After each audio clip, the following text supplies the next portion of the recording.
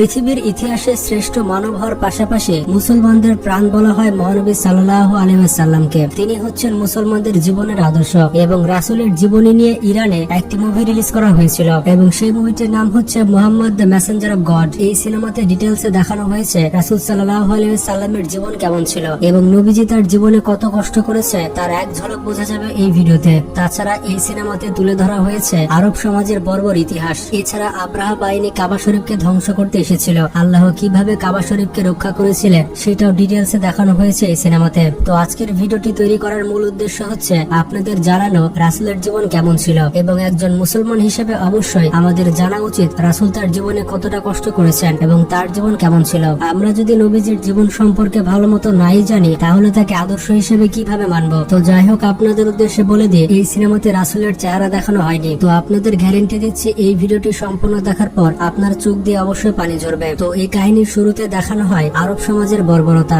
আরব সমাজ যখন অন্ধকারে ডুবেছিল তখন ছিল এই সময়কাল। যখন আমাদের প্রিয় নবী পৃথিবীতে আসেনি তখন আরবের অবস্থাকে বলা হতো আইয়ামে জাহিলিয়া, মানে সে সময় আরবের মানুষজন অন্ধকারে বসবাস করত। তাদের না কোনো জ্ঞান ছিল আর না তারা জানতো মানুষের সাথে কিভাবে ব্যবহার করতে হয়। তাছাড়া আরব সমাজে কোনো আইন কানুনও ছিল না। যারা শক্তিশালী ছিল তারা দুর্বলদের উপর অত্যাচার করত।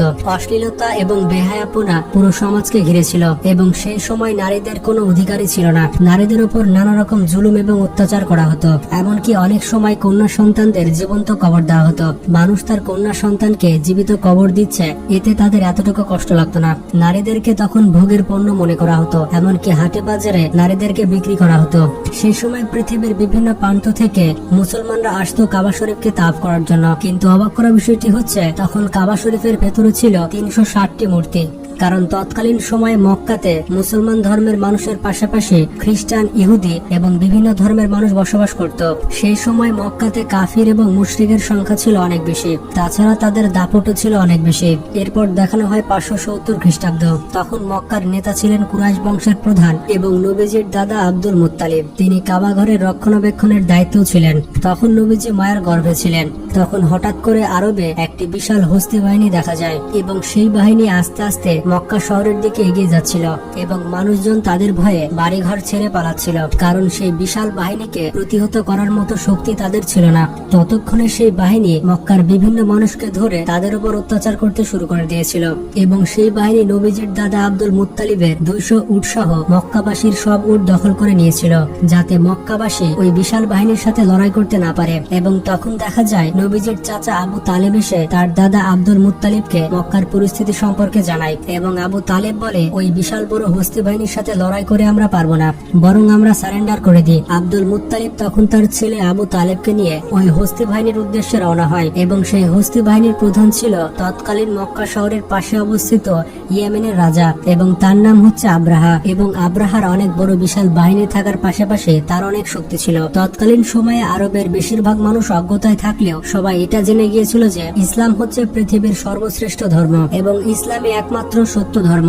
তাই বিভিন্ন প্রান্তের মানুষ তখন দলে দলে ইসলাম গ্রহণ করেছিল এবং তারা হজ করার জন্য মক্কায় ছুটে আসত।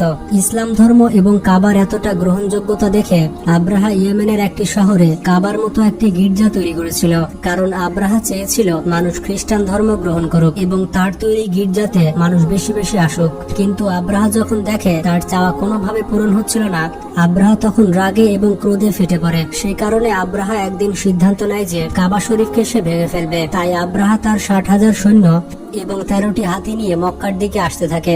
এর মধ্যে আব্দুল মুত্তালিবও সেখানে পৌঁছে যায় এবং তিনি আব্রাহাকে বলে, আমি আপনাকে সতর্ক করছি, আপনি যে ঘরটি ধ্বংস করতে যাচ্ছেন সেটি হচ্ছে আল্লাহর ঘর, তাই এই বিপজ্জনক কাজ থেকে দূরে থাকুন। কিন্তু আব্রাহা তার কোনো কথাই শুনতে চাচ্ছিল না। আব্দুল মুত্তালিব তখন তাকে বলে, আপনি আমার উট ফেরত দিন। এই কথাটি শুনে আব্রাহা বেশ অবাক হয়ে যায়। আব্রাহা বলে, আমি আপনার প্রিয় উপাসনা ধ্বংস করে দিচ্ছি আর আপনি এসেছেন উট চাইতে? আপনার বাপ দাদারা তো ওই কাবা শরীফকে ইবাদত করত, আমি সেই কাবা শরীফকে ভেঙে দিলে আপনার সম্মান তো ধুলে মিশে যাবে। তখন আব্দুল মুত্তালিব বলে, আমি আমার উটের মালিক, তাই আমি শুধু আমার উট চাইতে এসেছে, কিন্তু এই মক্কা এবং কাবা ঘরের মালিক হচ্ছে আল্লাহ সুবহানাহু ওয়া তাআলা, এবং আমি নিশ্চিত আল্লাহ তার ঘরকে অবশ্যই রক্ষা করবেন। এর উত্তরে আব্রাহা বলে যে আজকে আমি এটা দেখতে চাই কিভাবে তোমার আল্লাহ কাবা ঘরকে আমার হাত থেকে রক্ষা করে। এরপর আব্রাহা আব্দুল মুত্তালিবকে তার উটগুলো ফেরত দেয় এবং আব্দুল মুত্তালিব তার উটগুলো নিয়ে তার বাসায় ফেরত আসে। পরবর্তী দিনের সকালে আব্রাহা তার হস্তি বাহিনী নিয়ে মক্কা শহরে ঢুকতে যাচ্ছিল, কিন্তু হাতিগুলো যখন কাবা ঘরের সীমানাতে চলে আসে তখন হাতিগুলো সামনের দিকে এগোতে চাইছিল না, তাদের পাগুলো যেন একদম পাথর হয়ে গিয়েছিল। আব্রাহা এবং তার সৈন্যরা একটু চালাকি করে, জোর করে তারা হাতিগুলোর মুখ অন্যদিকে ঘুরে দেয় এবং হাতিগুলোকে তারা ভালো ভালো খাবার খেতে দেয় এবং সেই সমস্ত খাবার তারা কাবা ঘরের সামনে ছড়িয়ে দেয়। হাতিগুলো সেই খাবারের লোভে কাবা শরীফের দিকে এগোতে থাকে। এদিকে আব্দুল মুত্তালিব অনেক চিন্তিত হয়ে পড়েন। তিনি ভারাক্রান্ত মন নিয়ে কাবা ঘরের সামনে আসেন। তখন কাবা ঘরের দরজার একটি শিকল ছিল। আব্দুল মুত্তালিব সেই শিকলটিকে শক্ত করে চেপে ধরেন। তিনি কাবা ঘরের দরজার উপরে মাথা রেখে কাঁদতে থাকেন। এরপর আব্দুল মুত্তালিব মহান আল্লাহর উদ্দেশ্যে বলে, হে আল্লাহ, এই ঘরটি তোমার এবং এই ঘরকে রক্ষা করার দায়িত্ব তোমারই। আমরা তো শুধুমাত্র তোমার বান্দা এবং গোলাম। আমরা শক্তিতে খুবই দুর্বল, আমাদের পক্ষে আর কিছু করা সম্ভব হচ্ছে না। এখন তুমি কিছু একটা ব্যবস্থা করো। এই কথাগুলো বলতে বলতে তিনি কান্না করছিলেন। তখনই তিনি আকাশ থেকে বেশ কিছু আওয়াজ শুনতে পায়। তাই তিনি আস্তে আস্তে সামনের দিকে এগোতে থাকে। তখন তিনি আকাশের দিকে তাকালে দেখতে পায় শত শত পাখি উড়ে আসছে। আব্দুল মুত্তালিব সেই পাখিগুলোর দিকে এক দৃষ্টিতে তাকিয়েছিলেন এবং তিনি মনে মনে ভাবছিলেন এটাই হয়তো আল্লাহ থেকে প্রেরিত সাহায্য, এবং তিনি ততক্ষণে বুঝে গিয়েছিলেন যে এই পাখিগুলোই কাবা শরীফকে রক্ষা করবে। এছাড়া তিনি লক্ষ্য করলেন প্রতিটি পাখির কাছে 3টি পাথর ছিল। একটা পাথর ছিল পাখিদের মুখে আর 2টি পাথর ছিল তাদের 2 পায়ে। এমনকি সেই পাখিগুলো ঝাঁক বেঁধে এসে কাবা শরীফকে তাওয়াফ করছিল। ততক্ষণে আব্দুল মুত্তালিব বুঝে যায় আজ পৃথিবীর কোনো শক্তি কাবা শরীফের কিছু করতে পারবে না। এরপর সমস্ত পাখিগুলো ছুটে যায় আব্রাহা এবং তার সৈন্যের দিকে। আব্রাহা এবং তার সৈন্যবাহিনী আবাবিল পাখিগুলোকে দেখে অনেক ভয় পেয়ে যায়। তারা তখন সেখান থেকে পালিয়ে যাওয়ার চেষ্টা করে, কিন্তু ততক্ষণে সমস্ত পাখি তাদের কাছে যে পাথর ছিল সেগুলো নিচে ফেলতে থাকে।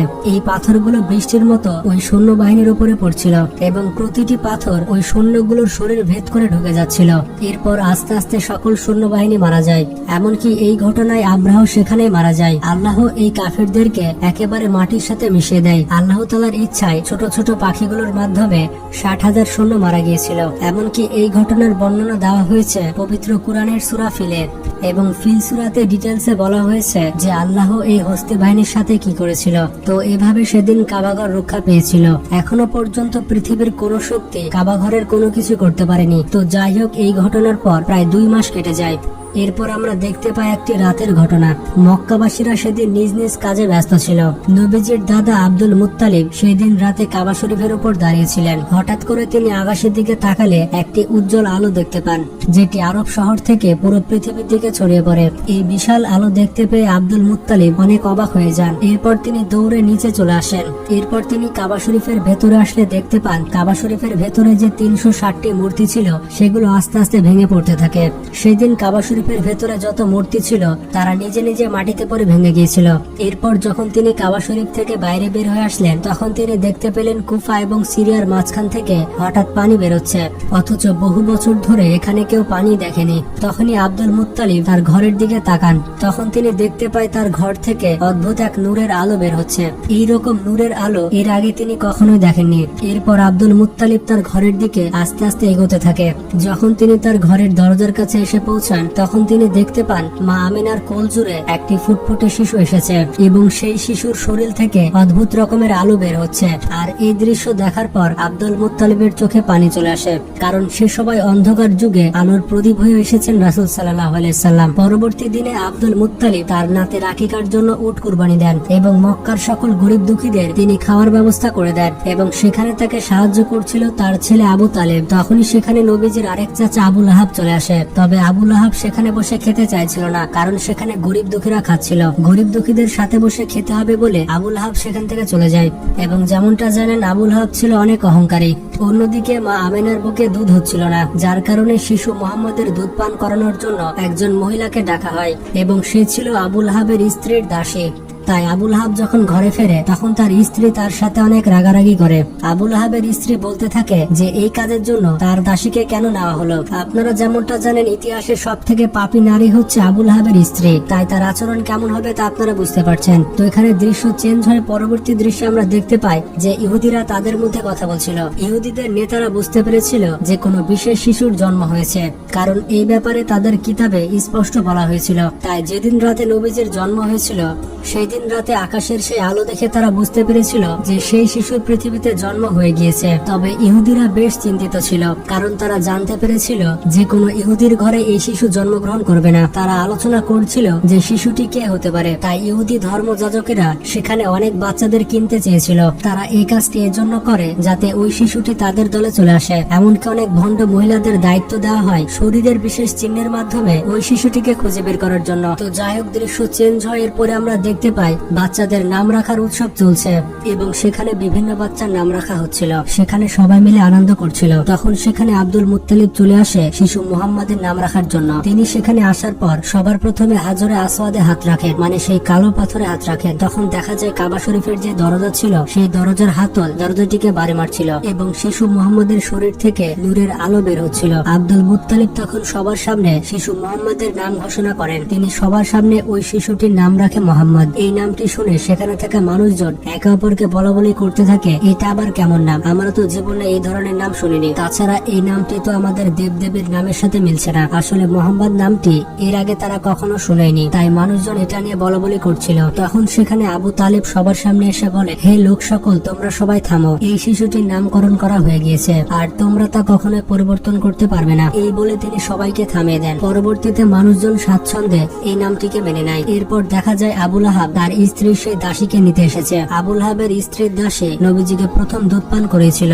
এর ফলে ক্ষুধার্ত নবীজি আর দুধ পান করতে পারছিল না। আব্দুল মুত্তালিব যখন জানতে পারল তখন তিনি সরাসরি আবুল আহাবের কাছে গেলেন এবং তিনি এর কারণটি জানতে চাইলেন। আবুল আহাব তখন বলে, এই দাসী আমার স্ত্রীকে আমি উপহার দিয়েছিলাম, যার কারণে এই দাসীর মালিক হচ্ছে আমার স্ত্রী। এটা শুনে আব্দুল মুত্তালিব বলে, তুমি মোহাম্মদের চাচা হয়ে এই কথা বলছো, অথচ আমি নিজে মোহাম্মদের জন্য আমার জানটা দিতেও প্রস্তুত। আল্লাহ সবকিছু দেখছিলেন। আল্লাহ মুহাম্মদ সাল্লাল্লাহু আলাইহি সাল্লামকে বেশি দিন দুগ্ধ কষ্টে রাখেননি। সেই সময় আরবের রীতি ছিল যে সন্তান জন্মগ্রহণ করার পর তাকে দুধ পান করানোর জন্য এবং মরুভূমি থেকে দূরে মুক্ত আবহাওয়ায় লালন পালন করার জন্য বেদুইন মহিলাদের কাছে দিয়ে দেওয়া হতো এবং নির্দিষ্ট সময় পর সেই ছেলেটিকে আবার ফেরত নেওয়া হতো। এর আরো একটি বিশেষ কারণ ছিল, বাচ্চারা যাতে বিশুদ্ধ আরবি শিখতে পারে। এইসব কিছুর জন্য সেই বেদুইন মহিলাদেরকে ভালো পরিমাণে অর্থকড়ি দেওয়া হতো। তো প্রতি বছরের মতো এবছরেও বেদুইন মহিলারা মক্কায় এসেছে বাচ্চা দত্তক নিতে। এইবার অনেক দম্পতি এসেছে মক্কায় বাচ্চা দত্তক নিতে। এরপর আমরা একটি দম্পতিকে দেখতে পাই। সেই দম্পতি অনেক ক্লান্ত ছিল এবং তাদের উটের অবস্থা খুব খারাপ ছিল, কারণ মরুভূমির উত্তপ্ত গরমের মধ্য দিয়ে মক্কাতে আসতে হয়েছে তাদেরকে। তাছাড়া তাদের কাছে তেমন টাকা পয়সা ছিল না, যার কারণে তারা বাধ্য হয়ে তাদের উটকে কম দামে বিক্রি করে দেয়। এরপর তারা বাচ্চা খুঁজতে থাকে দত্তক নেওয়ার জন্য। তারা মক্কাতে পৌঁছাতে অনেক দেরি করে, যার কারণে তারা এসে দেখে মক্কাতে সব বাচ্চারা দত্তক নেওয়া হয়ে গিয়েছে। এটা দেখার পর তাদের মন খারাপ হয়ে যায়,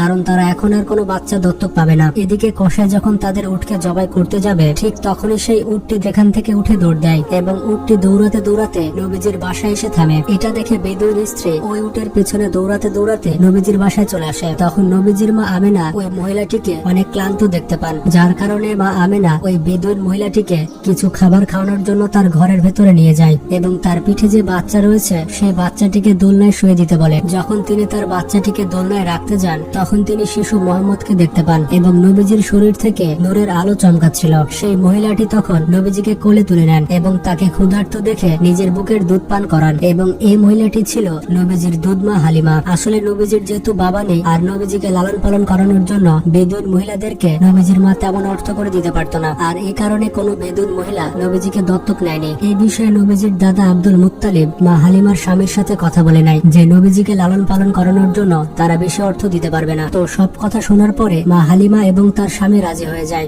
যদিও তারা জানতো নবীজিকে লালন পালন করার জন্য তারা খুবই কম অর্থ পাবে। তো এরপর মা আমিনা অনেক কষ্ট পায়। অনেক কষ্টের পরে তিনি নবীজিকে মা হালিমার হাতে তুলে দেন। এছাড়া মা হালিমা এবং তার স্বামীকে আরো 2টি উট এবং একটি গাধা দেওয়া হয়। মা হালিমা যখন নবীজিকে নিয়ে তার এলাকায় প্রবেশ করেন তখন সাথে সাথে সেখানে বৃষ্টি শুরু হয়ে যায়, অথচ এই এলাকায় অনেক বছর ধরে বৃষ্টি হয়নি। তাছাড়া এই এলাকায় তেমন একটা বৃষ্টিও হয় না। এর পাশাপাশি নবীজি যখন মা হালিমার ঘরে আসে তখন থেকে আল্লাহর রহমত আরো বেড়ে যায়। তো এভাবে আস্তে আস্তে কেটে যায় 2 বছর এবং মা আমিনার সাথে চুক্তির মেয়াদ শেষ হওয়ার কারণে মা হালিমা এবং তার স্বামী নবীজির মায়ের কাছে তাকে ফেরত দিতে আসে। নবীজি যখন মক্কায় ফেরত আসে তখন কাবা শরীফ জ্বলজ্বল করে জ্বলছিল। অন্যদিকে মা আমিনা নবীজিকে এত বছর পর দেখার পরে নিজের কান্না ধরে রাখতে পারলেন না, তিনি অনেক ইমোশনাল হয়ে যান। কিন্তু তখন কাবার আশেপাশে একটি মহামারী রোগ ছড়িয়ে পড়েছিল। তখন আব্দুল মুত্তালিব জানতে পারে যে ইহুদিরা এখনো মুহাম্মদ সাল্লাল্লাহু আলাইহি সাল্লামকে খুঁজে বেড়াচ্ছে। তাই খারাপ কিছু হবে বলে আশঙ্কা করে নবীজির দাদা আব্দুল মুত্তালিব আবারও মা হালিমার কাছে